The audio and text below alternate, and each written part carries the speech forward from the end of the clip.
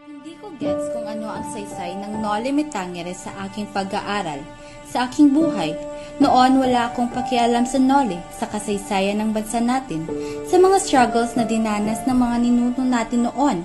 Dahil everyday naman, it's a constant struggle here in this miserable country. Consumatum est! Subalit, ako'y nagkamali nung I started reading the book. My life has changed at ako'y nakakuha ng maraming aral which I didn't expect will have a profound impact sa aking buhay mismo. Sa aking pagbabasa, feeling ko I was not only reading, I was living the life of the characters sa bawat kabanata. And I hope you will too. Buenas tardes, mga senyora, senyor. Maligayang pagdating sa tahanan ng mga De Los Santos.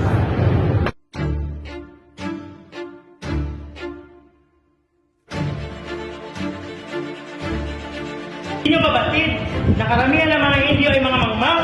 Padre Damaso, hindi nyo rin babatid na tayo ay nasa isang tahanan ng Indio?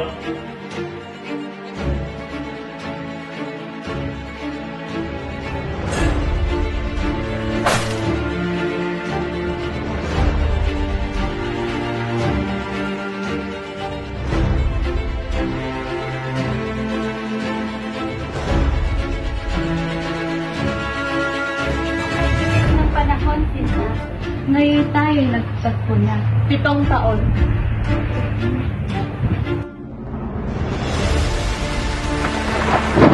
Basilio! Sino? Grabe! Basilio!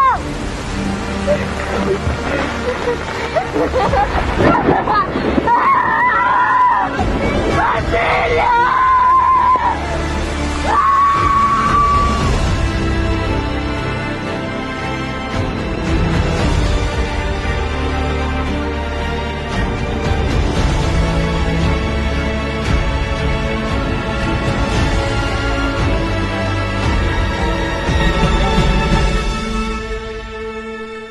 Mamamatay akong hindi mamamalas ang pagsikat ng araw sa aking bayan.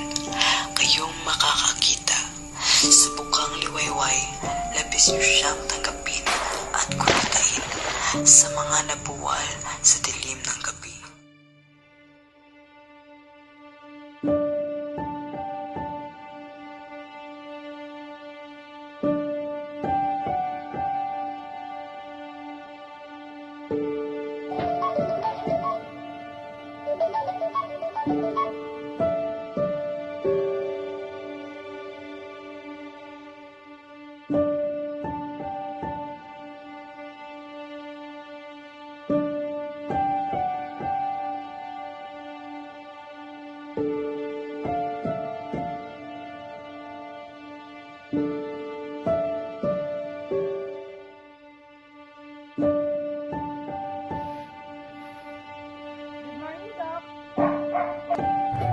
Good morning, Mrs. Pen.